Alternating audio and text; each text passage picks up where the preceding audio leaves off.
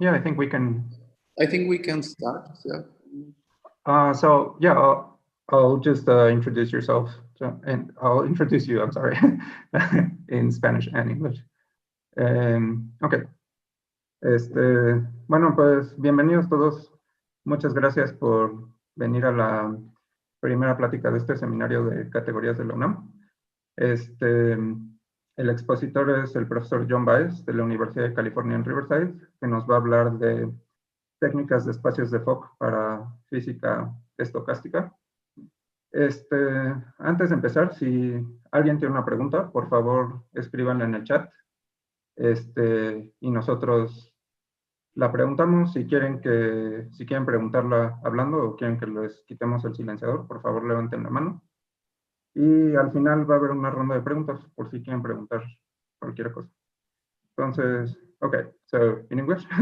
So welcome everyone. Thank you very much for coming. This is the first talk for Categories seminar at UNAM.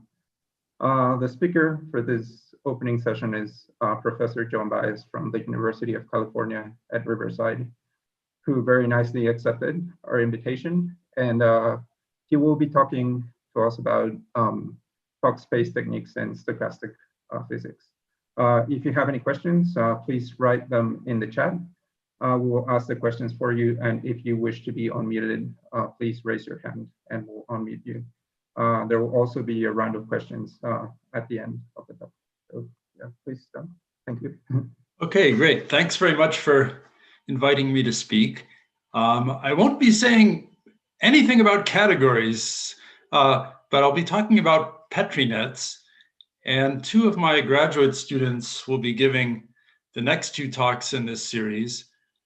So Joe Moeller will talk about Petrinets with catalysts, and he'll be talking about network models, and he'll be definitely using a lot of category theory. And then Jade Master will give the next talk after that, and she'll be talking about open Petrinets using categories and also double categories. So part of my role here, I guess, is just to bring in Petrinets. But because Robert Urkel is a physicist, or at least knows a lot of physics, I don't even know if he's in a math or physics department, but I think of him as a physicist.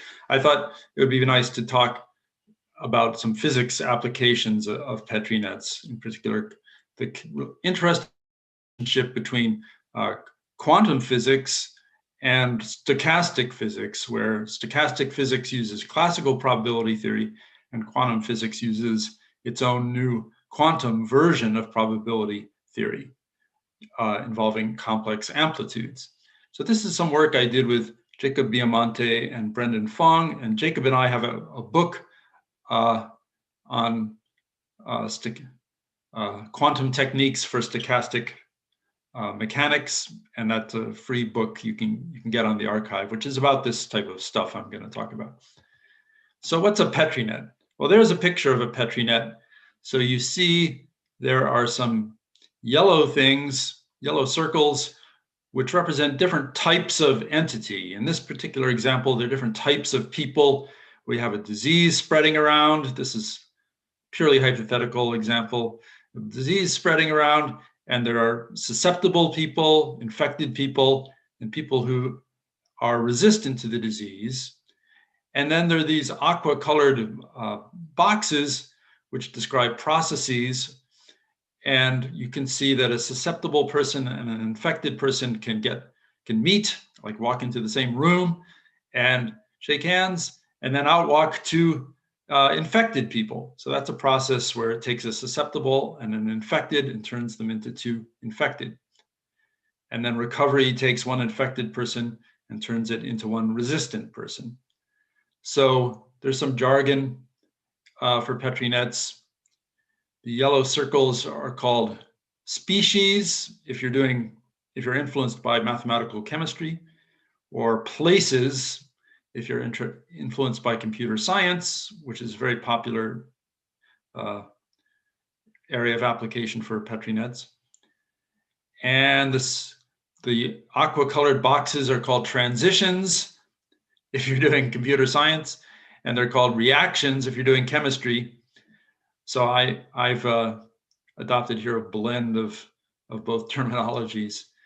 And so we'll just have what it is then is just a finite set S of species, a finite set T of transitions, and then maps little s and little t, saying the source and the target of each transition. But you'll notice that unlike in a category, where a morphism has a single source and a single target, single object is source and a single object is target, here the source or target of any transition is, you can think of it as a function from S to the natural numbers. So because S is a finite set, you can also think of that as a finite linear combination of species. Guy in n to the S, you can think of it as a finite linear combination of species with natural number coefficients. And that reflects the fact that, for example, infection has two infected people as its target, and it has susceptible plus infected as its source. So in this example, which is a very famous example, S has 3 elements, T has 2 elements, and then we can say what the source and target of the 2 transitions are. So the source of infection is susceptible plus infected. That's just saying that these 2 guys are going in there, and the target is 2 infected. Recovery has infected as its source and resistant as its target. So these are functions from S to the n, but I'm writing them as linear combinations of elements of S with natural number coefficients here. So it's a very general framework that lets you describe collections of entities of different types, which have the ability to turn into other collections of entities via various processes, which are these transitions. And it's used a lot in chemistry, and it's also used a lot in computer science. But it could be applied in many other contexts too.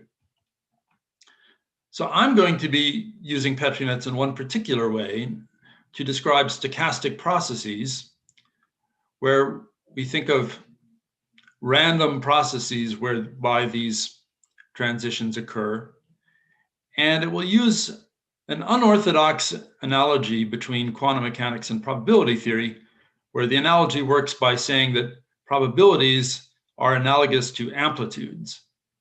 Now, if you've studied quantum mechanics, you know that that an amplitude is a complex number, and the way we get a probability out of it is we take its absolute value and square it to get a positive real number, which we demand be between 0 and 1. But that's not what I'm doing here. So this is a strange thing that I'm doing. I'm treating probabilities as directly analogous to amplitudes. So in other words, you could try to take quantum mechanics and take a bunch of formulas from quantum mechanics, and wherever you see a complex amplitude, just say, now I want to think of this as a probability, and see what kind of formalism you get by directly transcribing back from quantum mechanics to probability theory, where amplitudes are reinterpreted as probabilities. That sounds like a crazy thing to do, and that's why I'm interested in it, because crazy things are more interesting than sane things that people have usually already done. And it turns out to be, of course, most crazy things are useless, but when they're useful, you can get a lot of interesting insights from them. So that's what this book is about. So here's how the analogy works. So suppose you have some system that has n possibilities or n possible states. It can and n possible ways things can be. So in quantum theory, what we do is we consider quantum states, which are functions from that set X to the complex numbers, with the property that the sum of the absolute values squared of them is equal to 1. So there, those complex numbers, psi sub I, are called amplitudes, and we're saying that you take their absolute value, square it to get a probability, and then of course it makes sense to demand that probabilities sum to 1. In probability theory, we copy that, but we some funny terminology. I'll say we've got stochastic states, which are functions from X to the real numbers, where instead the rules are that they sum to 1 and they're greater than or equal to 0. So of course, a less strange terminology for this would be a probability distribution on the set X. It's the same thing. So in quantum mechanics, we want to describe how a system evolves in time, for example, and we might say that the system at some later time, its state should be a function of the state at the present time. And so we'd want to describe that using some map from C to the n to C to the n. And if you decree that it be linear and that it map quantum states to quantum states, then that turns out to be called a unitary operator. So you may know other definitions of unitary operator, but in this particular case, that's equivalent to saying it's a linear map. That's what I mean by operator, that sends quantum states to quantum states. So you could do the same thing in the stochastic world. You could take a linear operator from R to the n to the R to the n and demand that it send stochastic states, aka probability distributions, to stochastic states. And those operators have also been studied a lot, and they're called stochastic. And concretely, you can work out what that means in terms of a matrix. It means that it's a matrix of non-negative real numbers such that each column sums to 1. So the idea is that you think of Uij as the probability that that if your system is initially in the state J, that this process will turn it into the state I. Probabilities have to be greater than or equal to 0. And if we fix a particular state J and sum over all the states I, we want those probabilities to sum to 1, to say that something or other definitely happens. It goes somewhere or other, for sure. So that's the definition of a stochastic matrix that you would see in a lot of textbooks. But it's equivalent to the previous definition, which is more conceptual. So we often want to think of time evolution as a continuous process that is depending on a real number t in a continuous manner. And so we would describe those using what physicists call Hamiltonian. So an operator h from c to the n to c to the n, by which I always mean linear operator, which has the property that when you exponentiate it, more precisely when you do x of minus ith, which you can define using the usual power series, if that's unitary for all times, then the operator h is called self-adjoint. So that means that you can use such an operator h to describe unitary time evolution in a way that depends on this real parameter t, time. You may know some other definition of self-adjoint matrix. You probably do if you're coming to such a sophisticated seminar as this. But if you do, then it's equivalent to this one. So this is sort of the explanation of why physicists care so much about self-adjoint operators or matrices. So you can just copy that idea and say, okay, an operator h from r to the n to r to the n, for which the exponential of th is stochastic for all times. Well, here it turns out if you wanted it to be stochastic for all real times, it would be an extremely limiting, a very stringent demand. There would be very few of them. So we're going to back off a little bit and only demand that exp of th is stochastic for all non-negative times. And such an operator is then called infinitesimal stochastic. And again, you can work out concretely what that amounts to. And it says that the off-diagonal entries of the matrix are non-negative, but the sum over every column is 0. So those two constraints on this matrix H, you can derive those constraints by saying that we want exp of th to be stochastic for all times. And you'll notice the definition of stochastic had two constraints in it. So you can just work out what these constraints imply, and they imply these two things. And you can also get the converse. So basically what you think of these off-diagonal entries as being is the probability per time of hopping from the state J to the state I. So if you like units, then they have units of probability per time. Because the total probability is conserved, that is, with a stochastic operator, this sum is equal to 1, then it turns out that this sum has to be 0. And what that means is that the diagonal entries of H have to be typically are negative. They're non-positive. And so that's a little harder to understand at first, but what that means is that if you are at the state J initially, for sure, then the probability of being there later will tend to decrease. So you need the diagonal entries negative typically, or at least never greater than or equal to 0 because of this constraint and this constraint. So those are kinds of matrices that are widely studied in the theory of, say, finite Markov chains, continuous time finite Markov chains, books about this kind of stuff. Oh yeah, one other thing I wanted to say is, like, why is there an I here and there's not here? Well, it's just a convention that, essentially it's a convention that physicists like to stick an I in here.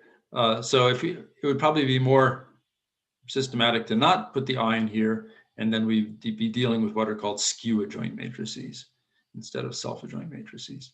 And also you might wonder, why is there a minus sign here and not here? And again, that's just purely a matter of convention. And maybe I could have made them look more similar by sticking a minus sign in here, but it's not really, that's not really important. You could do it either way. So, well, I guess one reason we have the minus sign is that a guy named Schrodinger wrote down this equation here with a minus sign in it, and people have wanted to keep that minus sign in there ever since. So if H is self-adjoint, then you can describe the time evolution as solutions of this equation called Schrodinger's equation. So this is just the differential equation whose solutions are given by applying this operator to the initial vector psi of 0.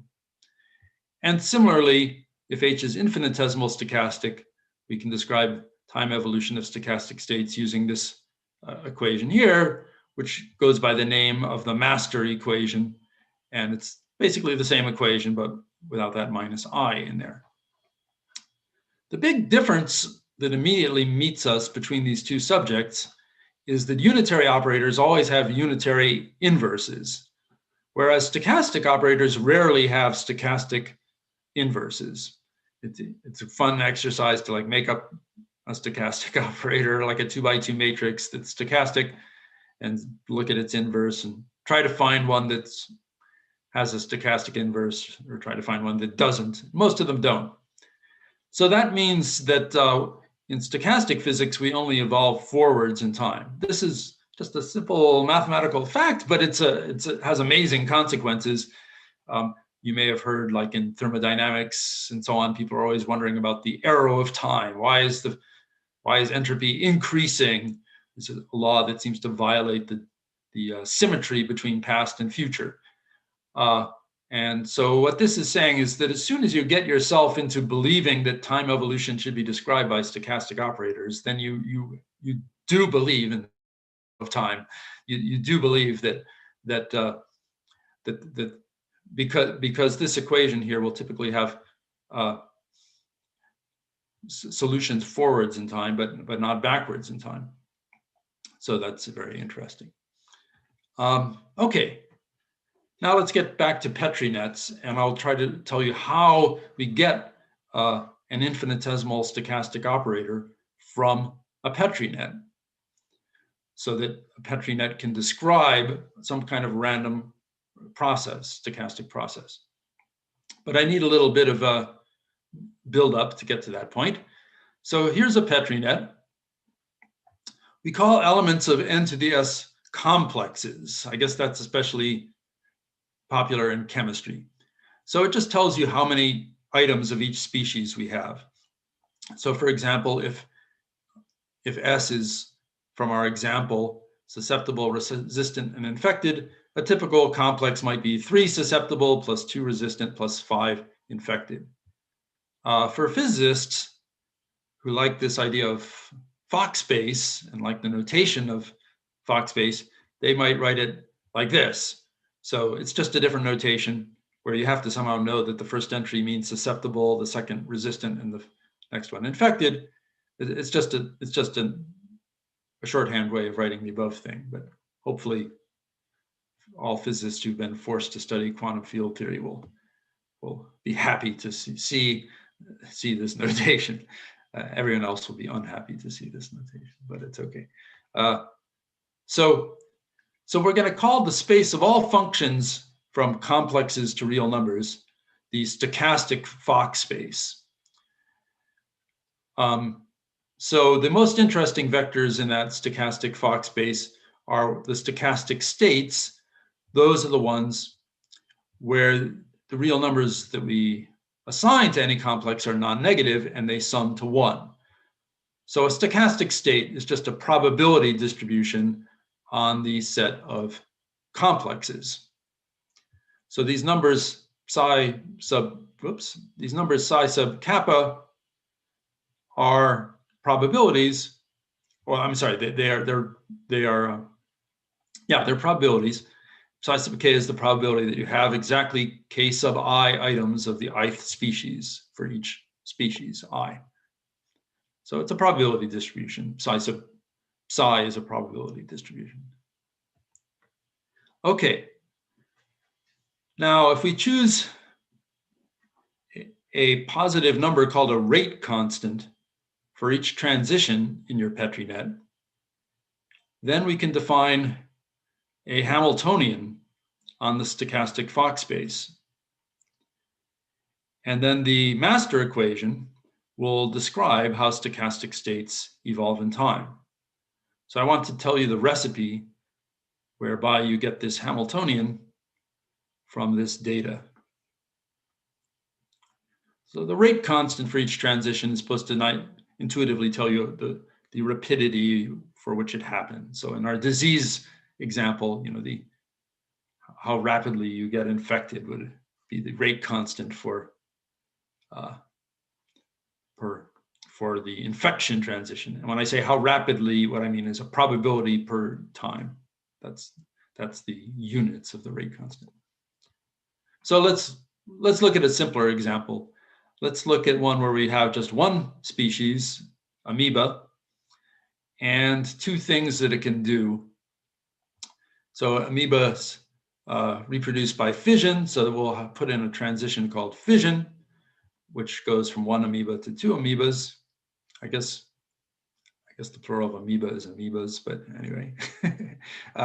And then competition, we'll just imagine that sometimes two amoeba are fighting for resources and there's not enough for both of them, and one of them survives and the other one dies, and that would be a transition from two amoebas to one.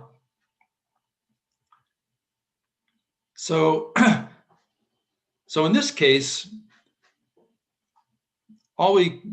since we just have one species, the probabilities that we're concerned with are the probabilities psi n of having n amoebas. And you can take all those probabilities, which together form our stochastic state, and we can summarize it using a cute trick. We can make them be the coefficients of a power series. So this trick is called a generating function. It's a very nice, handy way of summarizing a series in of say real numbers into sort of a function, although this is just a formal series that we don't really care about convergence. The reason why it's handy is that it allows us to dream up some very interesting linear operators on the stochastic Fock space. One thing you can do to a power series like this is multiply it by the variable z. So we get an operator that way, and that operator is called a creation operator. And physicists who've suffered through the course on quantum field theory or even the harmonic oscillator will know that operator. So it's called creation operator because it would map z to the n to z to the n plus 1. So it would have the effect of increasing the number of amoebas by 1. And similarly, there's an operator differentiation with respect to z called the annihilation operator, which has the effect of reducing the number of amoebas by 1. But there's an interesting caveat or nuance here, which is really the most exciting thing of the whole slide, which is, of course, if you differentiate z to the n, you don't get z to the n minus 1, you get n times z to the n minus 1. And that factor of n turns out to be very useful. It's good, and it will show up naturally in applications because there are n different amoebas to choose from when you're lining them up in the firing squad and killing one of them. So it turns out that processes that involve, say, a death of an amoeba would necessarily happen faster. That is, more amoebas per time would die if you had more amoebas around, if each amoeba individually has a certain probability per time of dying. So this is great. So now, one important fact about multiplication by z and differentiation with respect to z is that these two operators obey this famous commutation relation, which is just follows from the product rule. And in physics, this fact has marvelous consequences. In quantum physics, this has marvelous consequences.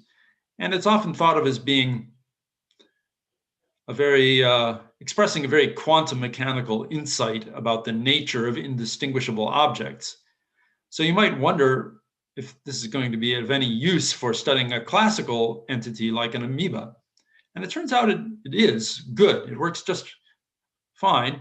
And basically, it boils down to this fact here that if you have a bunch of amoebas, for example, there's one more way to first create one and then pick one to kill than to kill one and then create one. Because if you create one first, there's one more to choose from. And that's basically what this is saying. So, but let's see how it works. So what we'd like to do is to describe a Hamiltonian from a Petrinet with rate constants for each transition. So a typical transition in this example where there's just one species would be a transition where k things come in and j things come out. So this we could think of as some kind of process that you could think of it as just actually destroying k amoebas and then creating j of them, if you like. So if we're trying to come up with an operator that describes this process, the obvious guess would be the annihilation operator to the kth power, followed by the creation operator to the jth power. That would definitely have the effect of first reducing the number of entities by k, and then incrementing the number by j. But this operator here is not infinitesimal stochastic. You can work out that it's not infinitesimal stochastic. It turns out that to get an infinitesimal stochastic operator, you have to tweak it slightly. And it turns out that the right thing to do is to subtract this thing I'm calling a correction term. This operator here is where you annihilate k and then create k. And you can check that this operator is infinitesimal stochastic. So it turns out that the rule for turning a Petrinet into a Hamiltonian involves this type of formula. That when you see a transition of this type here, it will give you a term in your Hamiltonian of this form. And then it will be multiplied by the rate constant for the transition. So this is a little mysterious at first. There are different ways to see why it's the correct thing to do. But I think I'll give an example just to get going. So for example, suppose you wanted a process that just described creation of amoebas. So suppose amoebas could just be created out of thin air. So you might try to describe that. So that would be like a transition where nothing comes in and one amoeba comes out. So for that, you might be inclined to use the creation operator to be the Hamiltonian, but that, as I said, would not be infinitesimal stochastic. So you have to subtract this correction term, which in this case is just 1. So this is the correct one. I'm sorry. Yes. I'm sorry, John. There is a question at the YouTube channel. Sure. So Mike is asking, why doesn't the correction term depend on J? So yeah. Wow. Let's see. That's a very interesting question. So the reason why we need this correction term is that we're trying to make this operator infinitesimal stochastic, which means basically we're trying to make sure our time evolution preserves total probability. And beforehand, when I talked about operators that preserve total probability when you exponentiate them, I said the off-diagonal entries had to be greater than or equal to 0, but that forces the on-diagonal entries to be negative. So in other words, if you have a positive probability of turning into something different, you have a negative probability per time. Sorry, the probability of staying where you are in the same place must decrease. So the on-diagonal entries have to be negative in a way that exactly compensates for the off-diagonal entries being positive. And that's what's going on here in this correction term. This here, the fact that we're subtracting this says that the probability that you continue to have the same number of entities, amoebas, decreases as the probability of undergoing this process increases. I don't know if that helped or not. I think an example may help almost as much. So let's look at this Hamiltonian. So remember, the creation operator is just a fancy name for multiplication by z. So this h here is just multiplying our power series by z to the -1. So it's easy to solve this differential equation. It's just that psi of t is e to the t z -1 times psi of 0. So as we evolve in time, the probability distribution changes in this manner. And we can look at examples and see what happens. We can start out with a case where psi of 0 is equal to 1. That's the power series where all the coefficients of z to the n are 0, except for z to the 0, right? 1 is just z to the 0. So this describes a situation where there are definitely no amoebas at all. The number of amoebas initially is none.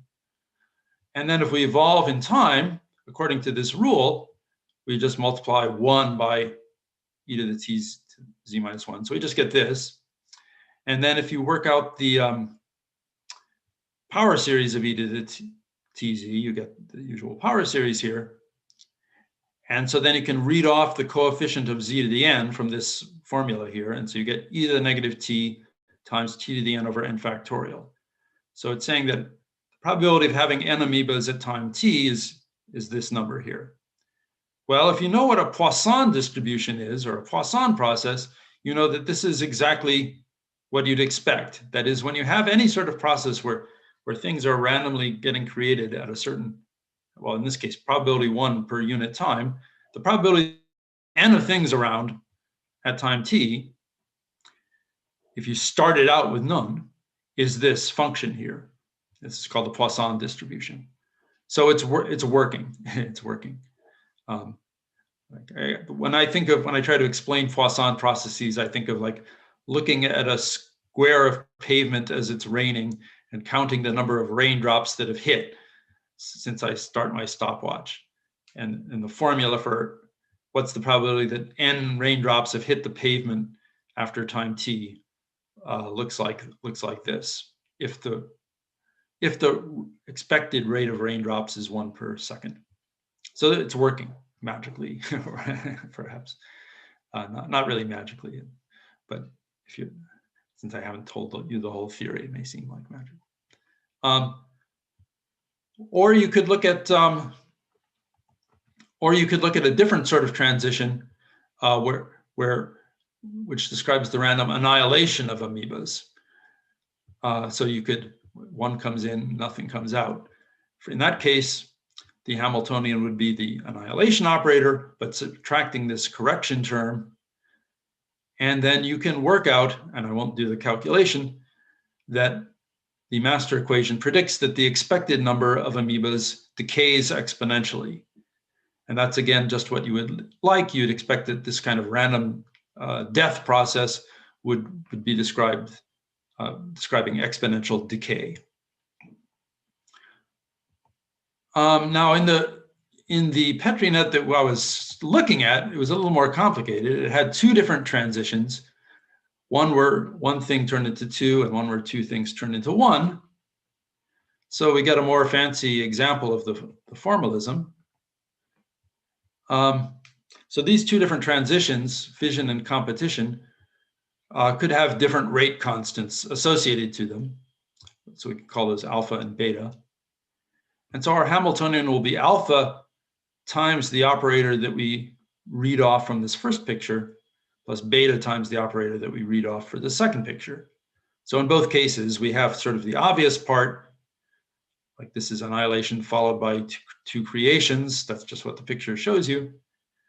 And then subtracting off this correction term, where, remember, to get the correction term, you just look at the annihilation part of your first term and then stick the exact same thing in front, but with a dagger. So here you have a squared. That means here you have a squared and a dagger squared. So this is a more complicated operator. If you are versed in quantum field theory, you will realize that this is already a little bit scary because this is cubic in the annihilation and creation operators. And one thing you learn in quantum field theory class is that operators that are quadratic or linear in annihilation and creation operators, you can solve them exactly. You know how to handle those. As soon as you get to higher orders, that's when life gets interesting. And then typically you need to use some kind of power series, perturbation, approximation method type approach. So this is a potentially challenging problem. So what you could do is you could take that Hamiltonian that I wrote down there and you could exponentiate it, for example, just using the formal power series. And then if you're a physicist, you know what to do. You know that you can write each of these operators H in terms of annihilation and creation operators. And Feynman invented a pictorial method for describing those. And the pictorial method in this case just means that you draw pictures where the 2 terms in our Hamiltonian look like this, the reproduction, and this, the competition. And so you just build up all possible pictures out of those building blocks, and they will all show up in this power series. And there's a way to do calculations using this method. I'm not going to introduce this method, but this is the bread and butter of quantum field theory, but here we're applying it to this stochastic situation. So that's one thing you can do. But I want to tell you about something a little bit different. So there are a couple of things. So one thing that we like to think about is the limit of large numbers. So in quantum mechanics, that's called a classical limit. Like when you have lots and lots of photons, you have light that acts classically, described by the classical Maxwell equations. But here I just mean the limit where you have lots of entities, and for example, lots and lots of amoebas. So in this limit, the idea is that psi sub n is very sharply peaked near the expected number of amoebas. This is the expected number of amoebas at time t, the expected value. And it turns out that if psi n is very sharply peaked near that expected value, it will approximately obey this equation.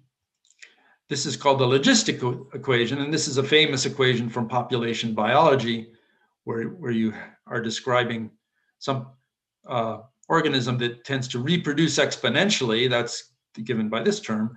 But when there are too many of them, they start to compete for resources and they start to kill each other off, and that would be given by this term. So I'm saying that you can derive this logistic equation in the limit that I'm describing here. So that's nice.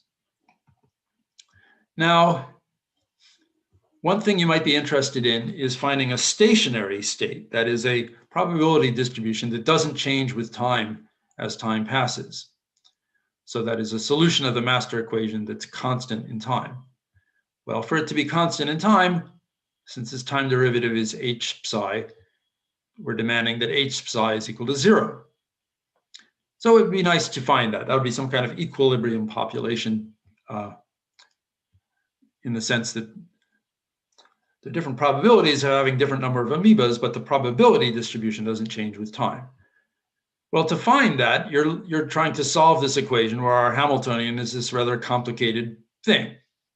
So that sounds sort of hard if you've done any calculations with annihilation and creation operators. But it turns out that there's a way to do it using something called the Anderson-Crutching-Kurtz theorem, which is a very wonderful theorem. And here's how it goes. I'm just going to illustrate the application of this theorem. I won't prove the theorem or anything like that. So first what you do is you look at the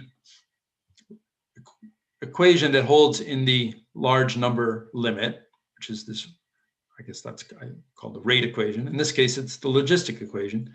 And you look for a stationary solution, a solution that doesn't change in time.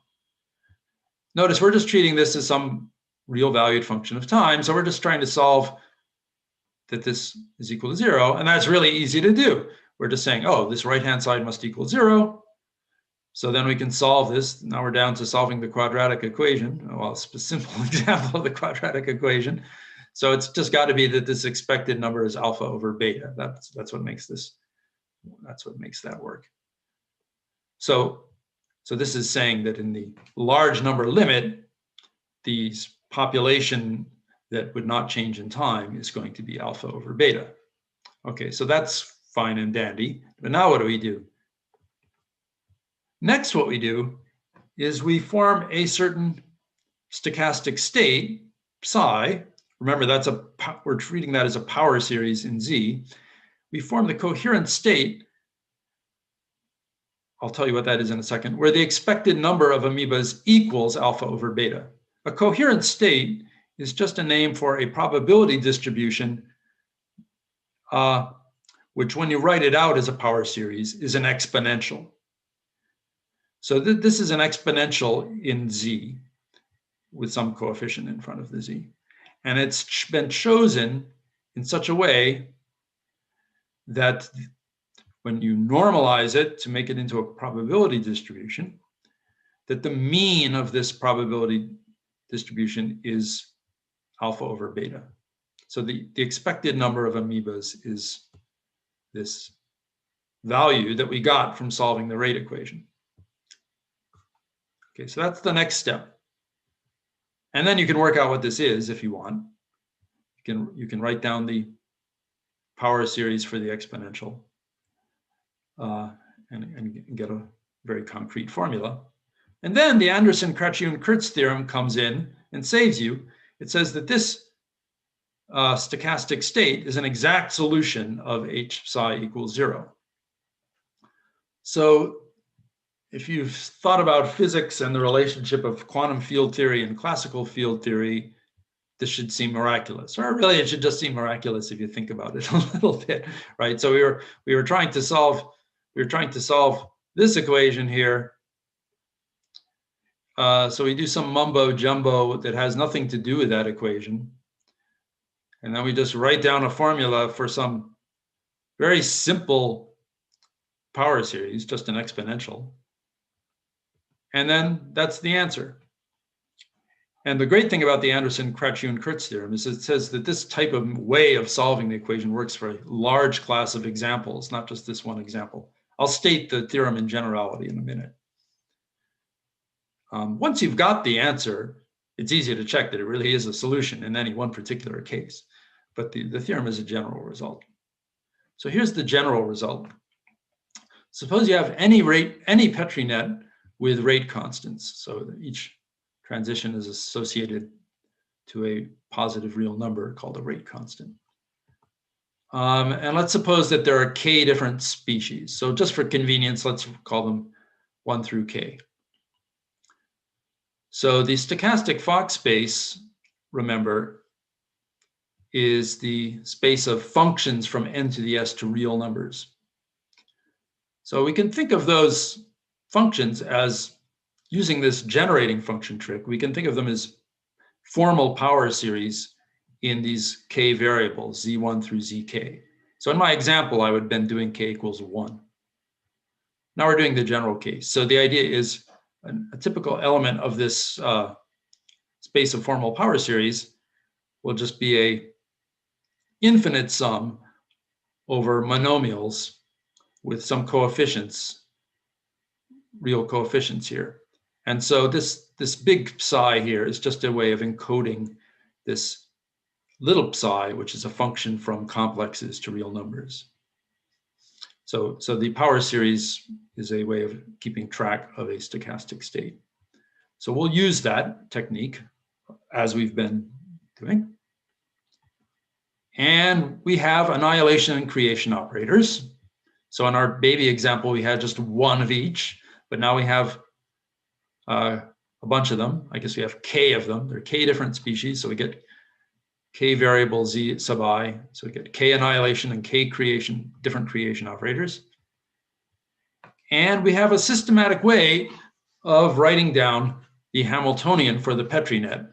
Now I'm writing down this scary formula, but it's just the stuff I've been talking about. So there's the sort of obvious part, which is for each, we sum over transitions, the rate constant of each transition enters, and then there's the obvious part where we annihilate a bunch of species depending on the source of our transition, and create a bunch of species depending on the target of our transition. And then we subtract off this correction term here. So here I'm using an abbreviated notation where for any complex, I write a to the kappa as a1 of kappa 1 on up to ak kappa k. These annihilation operators all commute with each other, so it doesn't matter what order we write them in. Similarly, the creation operators all commute with it.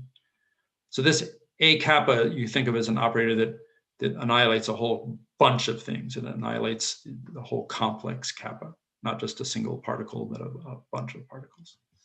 And similarly for this creation operator. So this is the rule that I've been alluding to, that whereby you can look at a stochastic Petrinet and read off an infinitesimal stochastic operator called its Hamiltonian. So then you can, we are interested in studying the master equation, which describes the evolution of stochastic states. But in the classical limit, that is the large number limit, you can show that it reduces to a system of ODEs called the rate equation that just describes the time evolution of the expected number of things. So you can write down this rate equation, which I'm not going to do for your, because I'm being merciful. And then the Anderson, Crutching, Kurtz theorem says that first of all, there exists non-zero equilibrium solutions of this rate equation. And then if you take one of those equilibrium solutions, you can read off from it a coherent state, as we did in our example, and then that will necessarily be a solution of the equation we're trying to solve. It will give a stochastic state that is an equilibrium state. Well, that sounds great. That's a little bit too good to be true. There's a price to be paid. It's true if your Petrinet has a couple of properties. The Petrinet needs to be weakly reversible and have deficiency zero. So chemists have been studying Petrinets a lot and have developed a bunch of really amazing deep theorems about the behavior of chemical reactions described by Petrinets, where from the topology of the Petrinet, you can read off qualitative facts about the behavior of the chemical reactions. And this is an example of this technology. It's actually a combination of work of Anderson, Crutching, and Kurtz and some earlier work called the Deficiency Zero theorem. So what are these concepts?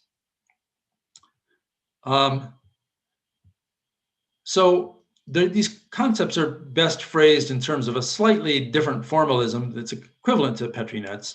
So the idea is that you take your Petrinet and you draw a directed graph where the transitions are drawn as edges and the complexes in the image of S and T are drawn as vertices.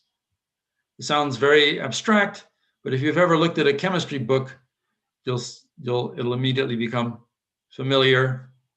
Well, I should have given a chemical example, but if you've seen chemical reactions like H2 plus O goes to H2O, that's a little directed graph there where the transition of these molecules turning into this molecule is an edge, and the complexes, that is bunches of molecules, are the vertices.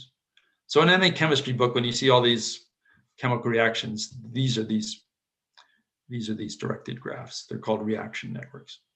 Well, I'm not doing a chemical example. I'm doing an amoeba example. So this Petrinet here, when we turn it to a reaction network, it's very simple. It says we've got amoeba can turn into amoeba plus amoeba. That's the fission transition. And amoeba plus amoeba can turn into amoeba. So this picture contains the same amount of information as this picture. And in some ways it's simpler. So chemists use this formalism. And in terms of this formalism, we say that so we call these pictures reaction networks. We say one of them is a weakly reversible if for any edge, that is any transition, there's a directed path of edges going back from the target to the source. So it's saying that like whenever you can turn one bunch of molecules into another with a single process, there's some bunch of processes that you can string together to get back. So it's reversible, but in a weak sense. Chemical reactions always in reality in nature are weakly reversible, even though it may be very unlikely for water to spontaneously turn into hydrogen and oxygen. It's in some circumstances. In other circumstances, it's very common. So all real world chemical reaction networks are weakly reversible. Then the other concept is deficiency zero. And that should remind you of Euler characteristic, actually. But it's a funny mutant version of Euler characteristic. It's the number of connected components of your reaction network minus the number of vertices plus some other integer, which is natural number, which is the dimension of the subspace spanned by the vectors that you get from your transitions. So each transition, remember, gets rid of some molecules or entities and creates some others. So it causes a change in the number of entities of each kind. And so it causes this change. So that change is described by a vector. I mean, it's actually a complex, but you can think of it as a vector in R to the S. So if you run over all transitions and form the subspace spanned by those, you get a linear subspace, so it will have a dimension. And this concept of deficiency is remarkably potent. For example, it gives us the theorem that I'm trying to explain, and also other theorems. So for example, this reaction network that we're looking at is weakly reversible. In fact, this is strongly reversible because if you can go from 1 to 2, you can go from 2 back to 1 just in a single step. So that's obviously weakly reversible. It's even better. But the deficiency is the tricky part. So let's look at that. So it has one connected component, this graph here. It's connected. It has 2 vertices. And then we get this subspace spanned by the vectors 2 minus 1 and 1 minus 2 amoebas. Well, that's a one-dimensional subspace because those are just those vectors. Well, the whole, it's obviously one-dimensional. So the deficiency then will be 1 minus 2 plus 1, which is equal to 0. And then marvelously, the deficiency zero theorem springs into action given this weak reversibility and deficiency equals 0. And that theorem will imply that your classical equations, your rate equations, will have equilibrium solutions. And then the Anderson, Crutching, Kurtz theorem will come into play and say, from those classical equilibrium solutions, you can get solutions of the full-fledged master equation by taking a coherent state. So that's some beautiful mathematics invented by chemists that not enough mathematicians know about, where you're using some very clever methods to infer solutions, static solutions of a rather complicated nonlinear stochastic ODE just from looking at the topology of a graph. It's amazing. And this line of work has been carried out further. So physicists think of true quantum field theory as being where you don't just have finitely many different types of entity, but infinitely many, like particles at different locations in space. And there's a stochastic version of that as well called stochastic field theory, where, for example, you could have particles of different types, but having a location as well. And people in population biology do study that, for example, and you might want to study how some kind of invasive species spreads through space or something like that. And here's a paper about that sort of stuff. I haven't gotten into that stuff too much, unfortunately, but that's a nice area. So I think I'll stop here and be glad to take questions. Thanks.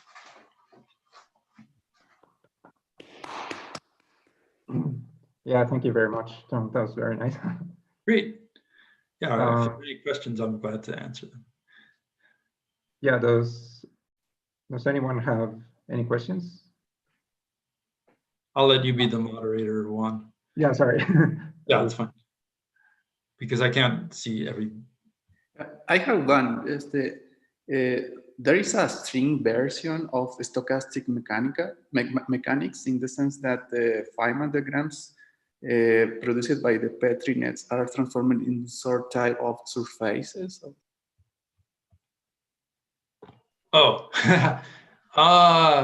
you're pushing the limits of what's known. So in other words, instead of thinking about stochastic processes involving point particles, you're thinking about stochastic processes involving string-like entities. Is that what you mean? Like one-dimensional entities? Yeah, or something like a TQST. Yeah. The closest thing I know to that, I don't really know something like that, but the closest thing I know to that, which is still quite interesting, is where instead of treating molecules as just point entities, you treat them as graphs. Because if you look at a chemistry book and you look at the structure of a molecule, they'll always show you a graph, right? Like benzene is a ring and so on. And chemical reactions actually do depend on the geometry, or at least let's keep it simple, the topology of that graph, which for the chemical. So you might have a transformation that would like take a ring and then add on a unit, and it might work just as well if the ring were different. You could still add on a unit. So there's one paper I know so far that's attempted to generalize the whole theory of these stochastic processes to a model of chemicals involving graphs. And so graphs are close enough to strings that I think that counts as somewhat of an answer to your question, because you're beginning to get some higher dimensional structure to the entities that are getting transformed. If you asked me later, I could dig up the reference to this paper. It's a longish paper, but I forget the author's names right now.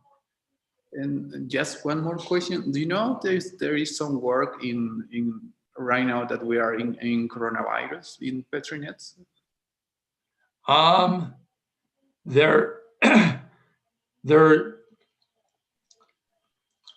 That's a good question. So some of my Petrinet friends wanted to spring to action and help save the world using Petrinets. My impression so far, I'm not very deeply involved in this epidemiology world. So my impression is that those people were sort of too far behind the cusp of modern epidemiology to quickly do anything that the people who professionally do that couldn't already do. A surprising amount of epidemiology actually uses very simple models. Sorry, and so the model that I was talking about is too simple. It's called the SIR model. Sorry, I'm going way back to the beginning.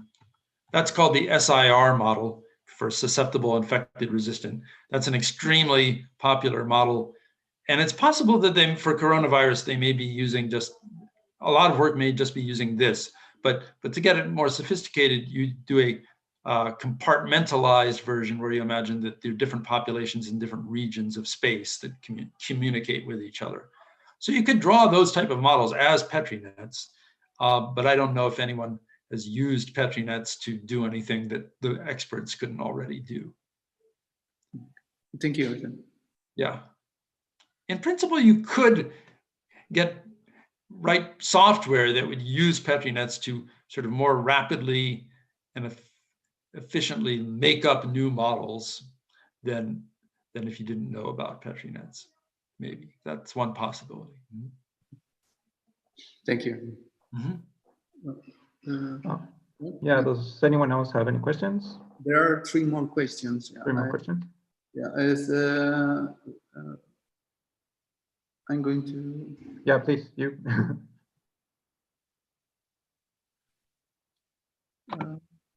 Yeah, John, thanks for this very interesting talk.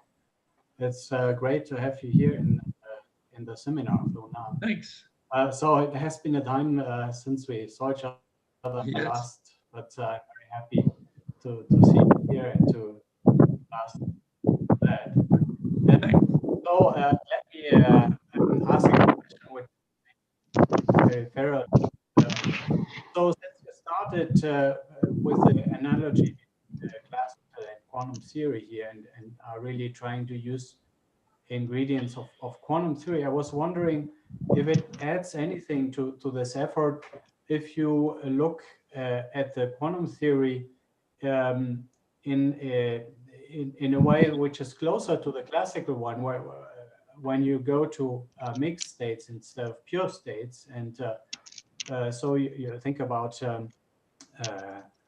positive operators and completely positive maps instead of the usual unitary evolution, because it seems that this would get you closer to the Petrinets and the classical side of things, and also which doesn't really exist very much in the literature, but if you talk about Fock spaces, you can also do that in the mixed state setting. So basically, when you go to mixed states, you basically you can think of the Fock state as, I mean, you take the Fock space, tensor the dual, and this is really, again, a Fock space. So also in the mixed state setting where you work with real numbers and actual probabilities and completely positive maps, you can also do that in terms of Fock spaces.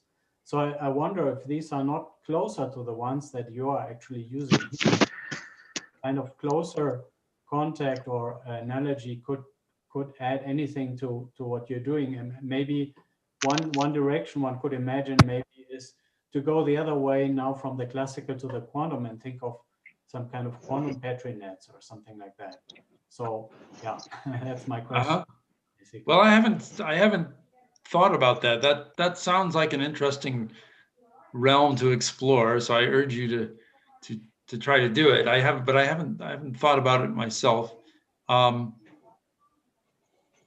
So yeah, I'll just sort of say that the sort of both the exciting thing and also the sort of mysterious thing about this subject is that we have in the stochastic world a recipe for turning any transition into an operator that's infinitesimal stochastic.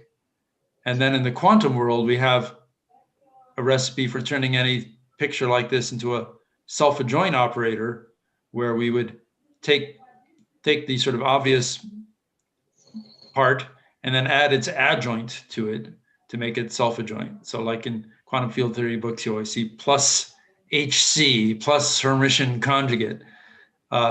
So those two recipes, the difference between those two recipes is in some sense the main visible difference between these two subjects. And so what I haven't at all done it, but I would recommend that if you try this mixed state quantum approach, that you try to see what recipe is appropriate for that approach, for maybe, and then if you're really lucky, maybe it will somehow bridge the gap between the quantum approach and the classical approach, because it's quantum and yet it's somehow more close to the stochastic approach. It would be at least nice to see what the recipe to get a I don't know what they call those kind of Hamiltonians, the Hamiltonian for the mixed states from the Petrinet. Yeah, thanks. I think that sounds definitely. I have one question. Sorry, one question. I was wondering, because you are talking about Fock space, quantum field theory, and so on. I was wondering if you can extend also the notions of phase transitions, spontaneous symmetry breaking, and all those things which we know from quantum field theory to this scenario. And your Hamiltonian, it seems that it has two free parameters. One of the Hamiltonians you show it. So in some sense, there is some phase transition depending on the relation between those two free parameters, no? Indeed, in that case. So I mean, in more complicated cases, basically we can modulate this with some kind of a spontaneous symmetry breaking in the Nambu sense or something similar. Is this correct? I haven't thought about this, so I would say that I'd be inclined. It sounds like a great thing to study. So I think so. So I know more about the spontaneous symmetry breaking in the quantum world. So in the quantum world, you typically say that for systems with finitely many degrees of freedom, you don't get spontaneous symmetry breaking, but like for field theories, like in the infinite volume limit, you do get spontaneous symmetry breaking. And so if I were just going to copy that, I might suggest that you might be more likely to see spontaneous symmetry breaking in situations where you look at stochastic field theory as opposed to just stochastic quantum mechanics. So as you really look at, large volume limit of some system like this that I'm showing here, you might get several different equilibrium solutions, for example, that are look locally quite different from each other in that case. Whereas in a finite volume case, it might just be that some mixture of them would be the equilibrium. But anyway, it sounds like a really interesting thing to study, and I haven't studied it at all myself, but there is a realm of stochastic field theory, often done on a lattice, where the people should be studying that. Okay, thank you. Mm-hmm.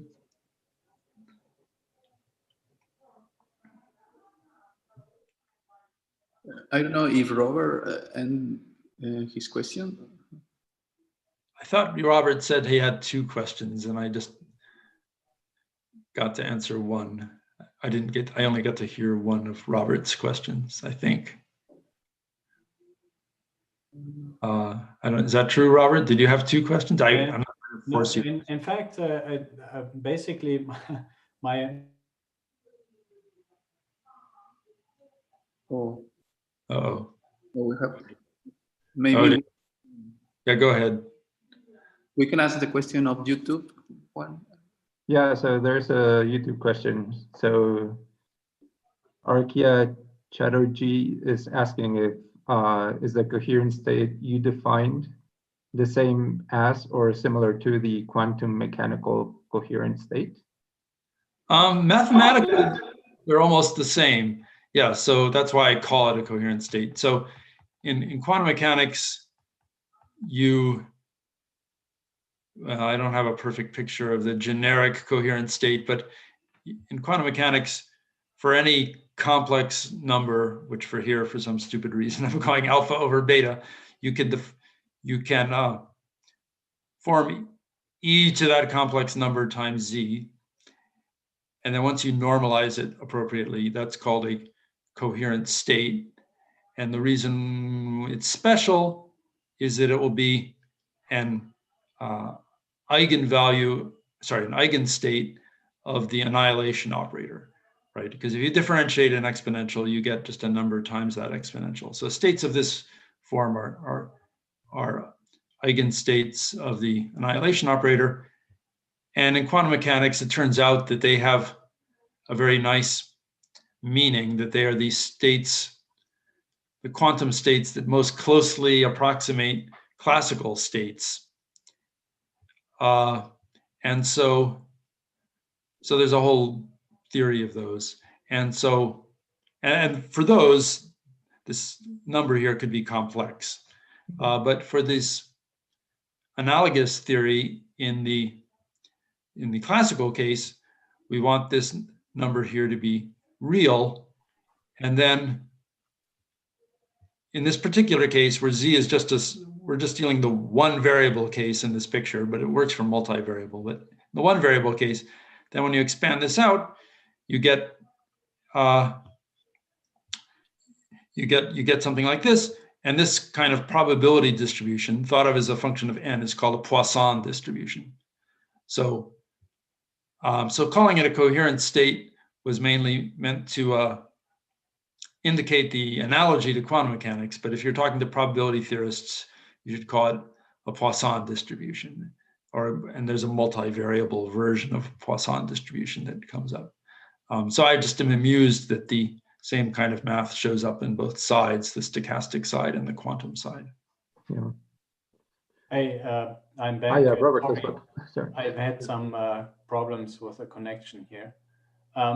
Yeah, just to close this.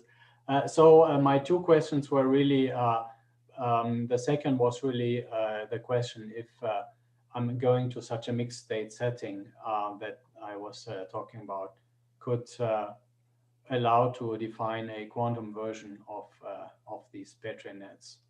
I mean, also taking into account that, I mean, these conditions that you have in the Petrinet case with this stochasticity condition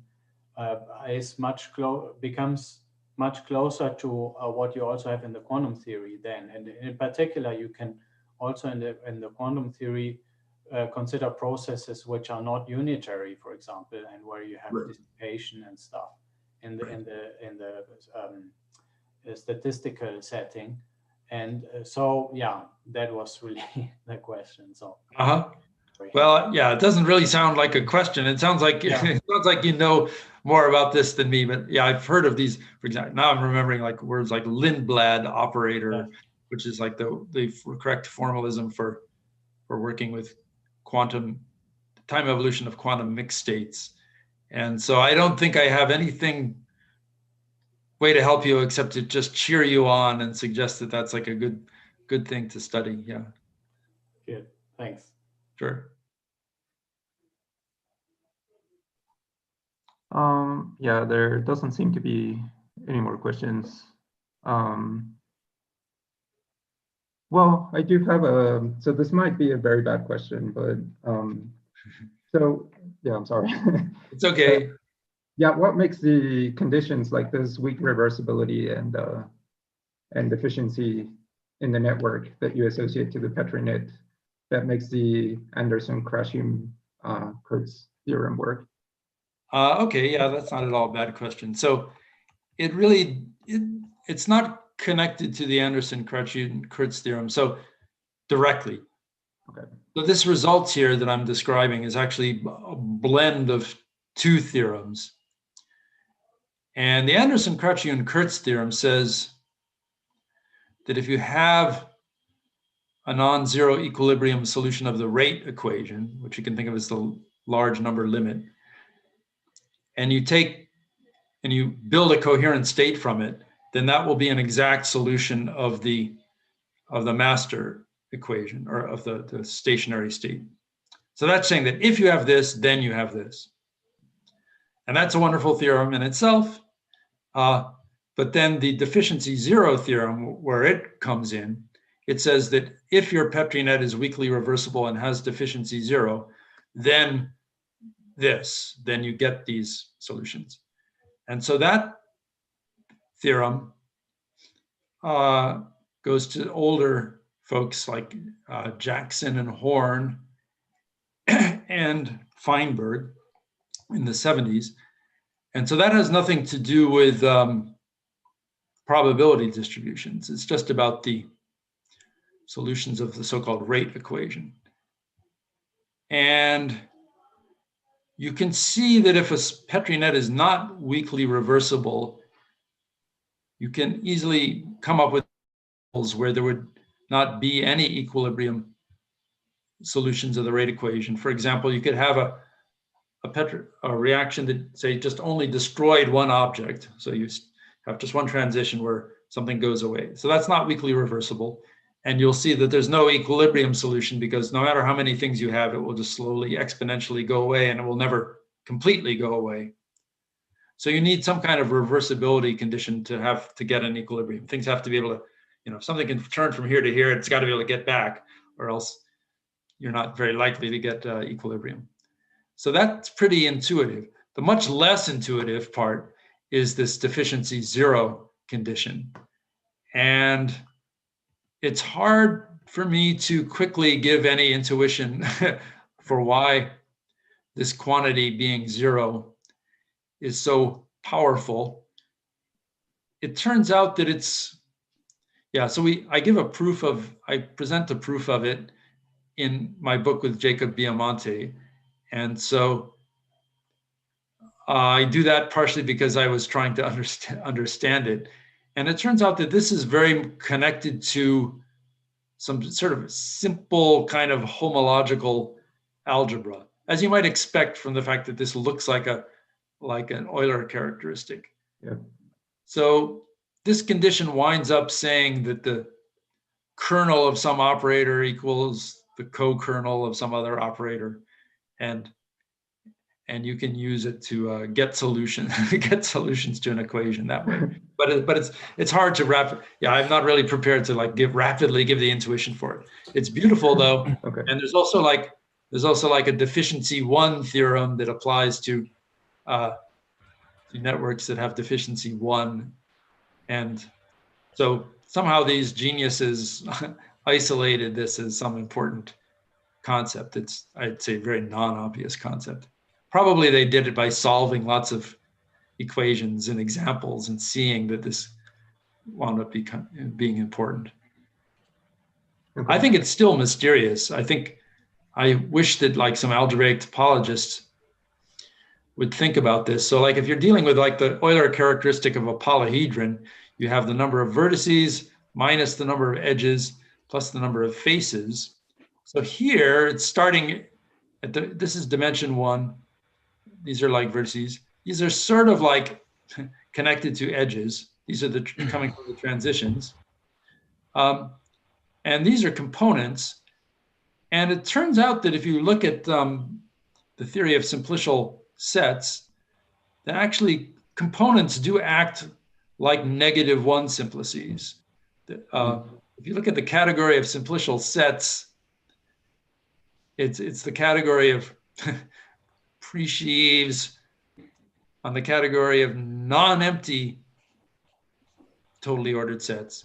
And if you include the empty set in there, you get what are called augmented simplicial sets, which have -1 simplices as well. And it turns out that those are connected to components. So I think this is connected to that business somehow. But I wish I understood it better because it's pretty remarkable and mysterious. Yeah. Yeah, it looks very mysterious. Yeah, there's just not enough algebraic topologists talking to mathematical chemists to have like figured out what the real meaning of this concept is. So essentially, so I suppose this would be, so I don't know. So what you meant with algebraic topologies doing something with this would be sort of like building a homology such that the Euler characteristic of that homology sort of gives you something. Yeah, that's right. Okay. And then like understanding why that Euler characteristic being 0 leads you to the deficiency zero theorem. Yeah.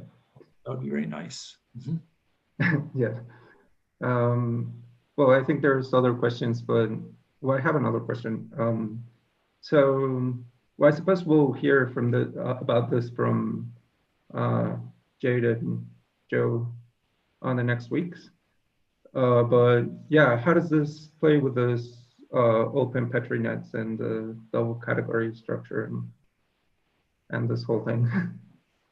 I don't think anybody has yet tried to combine these ideas with those open Petrinet ideas. I was trying to do that a little bit, working with Jorge Crutching, who's one of the guys who knows this chemical theory the best.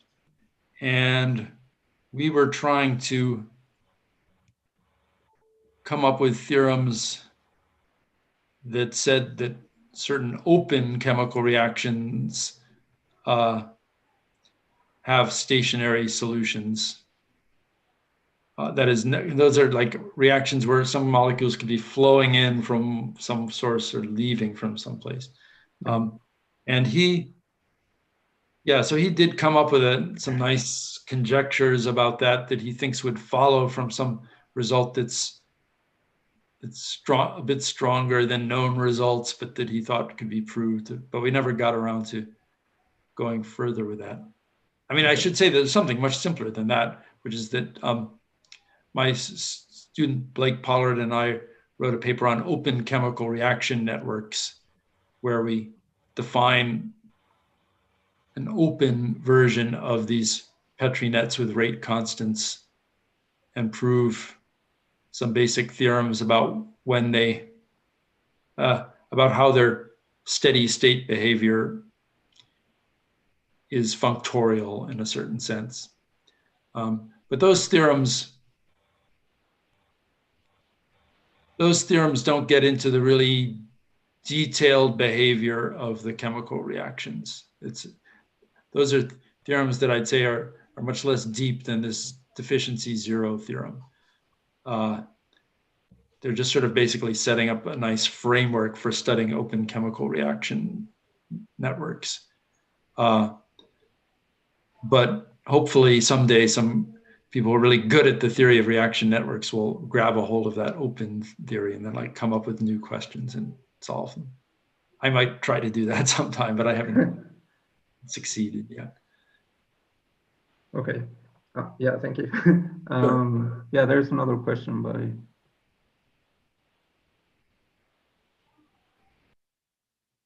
Oh, sorry. Yeah. Yeah, can you hear me? Hi. Yeah, Yes. I was just wondering if one looks at the stochastic equation at equilibrium, that equation just formally reminds one of the constraint equation in gravity, the Wheeler-DeWitt equation. It's true. It's true. So I never thought about that for some reason, even though I spent years thinking about quantum gravity. I never knew that I was back to the Wheeler-DeWitt equation. Yeah. So yeah, I was just wondering if these theorems could help to give an insight to the possible form of the solutions of the Wheeler-DeWitt equation. I doubt it, I guess, is my short answer. So the interesting thing about this business of getting these exact solutions from the from this result here, this works in the stochastic case. This really work in the quantum case. So that is, we're really using the details of how we're making an infinitesimal stochastic operator H here and not a self-adjoint operator. So I don't have any hope of taking that methodology and using it to find solutions to a Wheeler-DeWitt type equation. Yeah, I see. Thanks. Yeah, it's a great idea. It would be amazing if a theorem from chemistry could be used to make progress on quantum gravity, but I don't see how that would work. Okay, thank you. Yeah, it's funny. I mean, I spent like years staring at the equation H psi equals 0, and I was back when I was working on quantum gravity. And then I left quantum gravity and said, I want to do something practical. And I see I'm staring at the same equation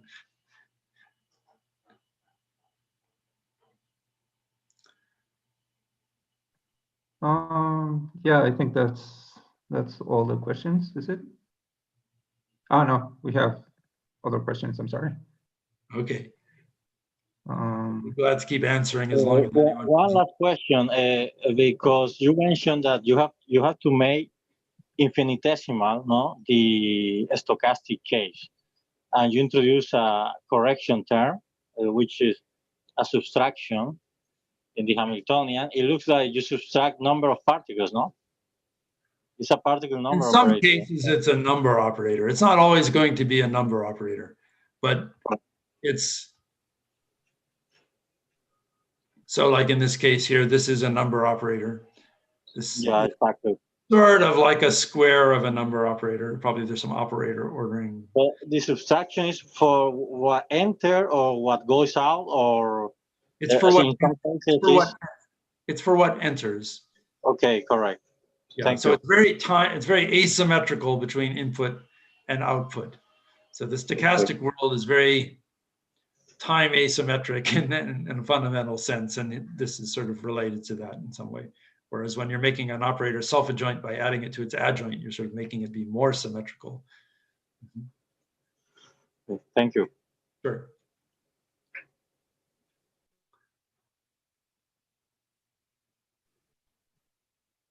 Yeah, I think that's all the questions, is it? Okay. Yeah, I think so. Yeah, thank you very much, John, for the very nice talk and for answering all our questions. Oh, thanks for asking all those questions. I've given this talk before, but I didn't get as many questions. So I feel very happy when people actually dig into the details of things. It makes me feel like people actually care. Instead of just smiling and saying, okay, bye. No, yeah, there were a lot of questions, and yeah, I feel like some people might not be asking out of shyness, I guess. And but yeah, well, yeah, I think